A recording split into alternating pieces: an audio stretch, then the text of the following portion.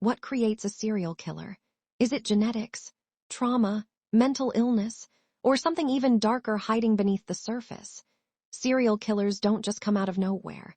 They often have a history of antisocial behavior throughout infancy and early adolescence.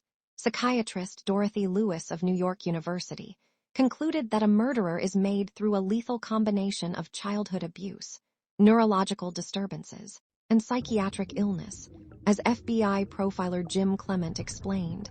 Genetics loads the gun, their personality and psychology aim it, and their experiences pull the trigger.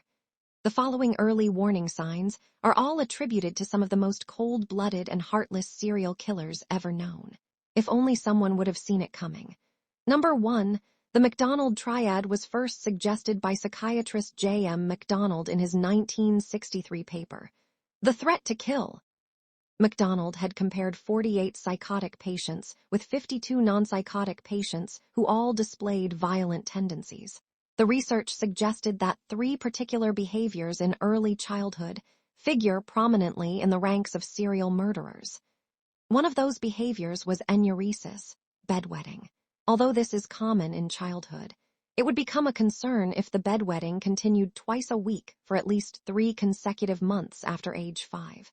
The child might become humiliated or frustrated by his constant bedwetting, as many parents would ridicule a child for this behavior. Serial killer Albert Fish, who was responsible for 3 child murders in the early 1900s, was a known bedwetter until age 11.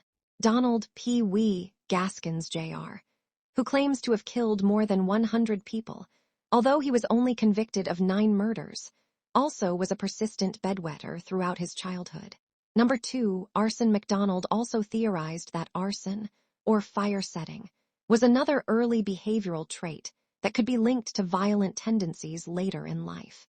Fire setting is a potential warning sign that you have a murderer in the making on your hands, as he is looking to destroy anything he can. Serial killer Otis Toole, who was convicted of 6 counts of murder, was also a serial arsonist from a young age and admitted to being sexually aroused by fire. The sinister American drifter claimed that he drew a sense of excitement from seeing the flames. The bigger the flames, the bigger the thrill. Toole had a troubled childhood. He has often spoken about suffering sexual abuse at a young age. His Satanist grandmother also exposed him to many dark rituals, including self-mutilation. The setting of fires is linked to a mixture of emotions, including power, excitement, and revenge. Toole might have enjoyed experiencing all 3 when he was a helpless child. Number 3, harming small animals. The third behavior in the Macdonald Triad is harming small animals. Young children who pull on a dog's tail or yank at a cat's whiskers are not necessarily out to harm the animal. They are more likely to act out of curiosity. Mistreatment of animals, including repeated violence without remorse, is linked to troubled children who later become serious offenders in their adult lives.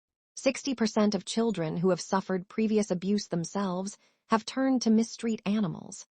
Serial killer Edmund Kemper, who butchered his own mother, his mother's best friend, 6 female students, and his own paternal grandparents, started torturing animals from a young age. At 10 years old, he buried his cat alive. Then he dug it up and displayed the head on a spike as a trophy.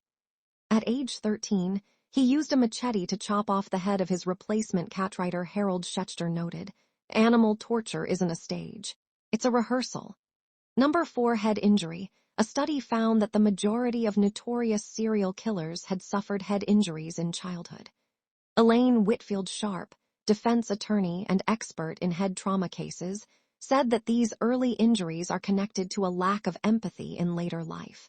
She explained, "It doesn't matter whether the frontal lobe damage is psychiatric or traumatic. The result is the same, gross lack of empathy." Richard Ramirez, aka the Night Stalker, had a dresser fall on his head, and he needed 30 stitches when he was just 5. John Wayne Gacy, Jr., aka the Killer Clown, suffered from blackouts when a swing struck his head at age 11. When David Berkowitz, aka Son of Sam, was 8, he was hit on the head with a pipe, causing a 10-centimeter foreign gash. Albert Fish, aka the Boogeyman, suffered severe head trauma when he fell from a tree at age 7. Dennis Rader, aka the BTK Killer, also stated that his mother had accidentally dropped him on his head as an infant. Number 5, uncontrollable aggression.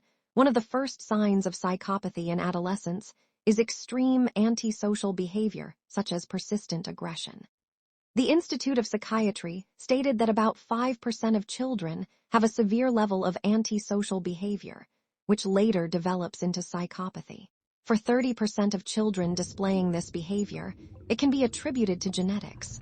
For others, it's due to a difficult, traumatic, or neglectful upbringing. One example of early psychopathy occurred when Ted Bundy was 3 years old. He had already begun to show an interest in knives. His aunt recalled a young Bundy pulling back her bedsheets as she slept and slipping 3 butcher knives beside her. Serial killer Carol Cole committed his first murder when he drowned a school friend in a lake. He later confessed to the killing, which was believed to have been an accident until then. Witnessing extreme violence. Children who witness violence, either as victims or as observers, can become desensitized in the long term. Those who are affected can adopt the perception that violence is an acceptable way to solve problems.